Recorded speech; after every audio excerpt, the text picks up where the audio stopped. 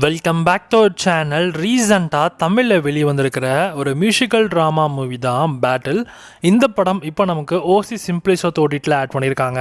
அர்ஜுன் அன்புதன், ஆராத்யா, முனிஷ்காந்த் மற்றும் சுப்பிரமணியம்னு இந்த மாதிரி நிறைய பேர் இந்த படத்தில் நடிச்சிருக்காங்க. அண்ட் இந்த படம் இப்போ நமக்கு ஓடிடியில் அவைலபிளாக இருக்குது சிம்பிளிஸோத் ஓசிஸில். இது ரன் டைம் அரௌண்ட் ஒரு 2 hours கிட்ட இருக்கும். இதோட சிம்பிளான கதை என்னென்னா, சென்னையோடைய ரேப் கல்ச்சரை பேஸ் பண்ணி தான் படத்தோட ஸ்டோரி நகருது. இதில் குறிப்பாக நம்ம ஹீரோ வந்து ஒரு 10 வயசு வரைக்குமே பேச்சில் இருப்பார். அதுக்கப்புறம் தான் மியூசிக் மேலே இன்ட்ரெஸ்ட் வந்து ஸோ அதுக்கப்புறம் ஒரு பெரிய ரேப்பராகவே மாறியிருப்பார்.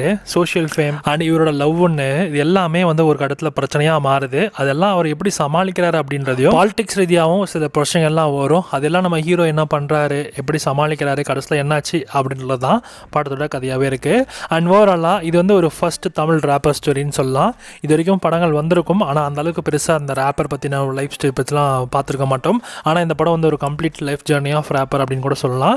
ஸோ ஓவரால் இந்த படம் வந்து டீசெண்டாக எடுத்திருக்காங்க. உங்களுக்கு ஒரு சில ட்ராமாட்டிக் சீன்ஸ்லாம் இந்த படத்தில் இருக்குது. ஸோ அதெல்லாம் மேபி பார்க்குறப்ப உங்களுக்கு ஒரு மாதிரி என்னடா இது அப்படின்ற மாதிரி தான் இருக்கும், ஃபீல் ஆகலாம். பட் ஆனால் ஓகே தான், ஒரு மாதிரி நல்லாவே எடுத்திருக்காங்க. ஸோ உங்களுக்கு இந்த மாதிரி புதுசாக ஏதாவது ஒரு படம் பார்க்கணும்னு நினச்சிங்கன்னா ஸோ நீங்கள் ஜஸ்ட் ஃபார் டைம் பாஸ்க்கு இந்த படம் கண்டிப்பாக ட்ரை பண்ணலாம். ஸோ இந்த படம் இப்போ உங்களுக்கு ஓசி சிம்பிள்ஸ் ஓடிடியில் அவைலபிளாக இருக்குது. இந்த படத்துக்கு எஸ்ஆர் செல்லிங்ஸ்னா 5க்கு 2.5 கொடுக்கலாம்.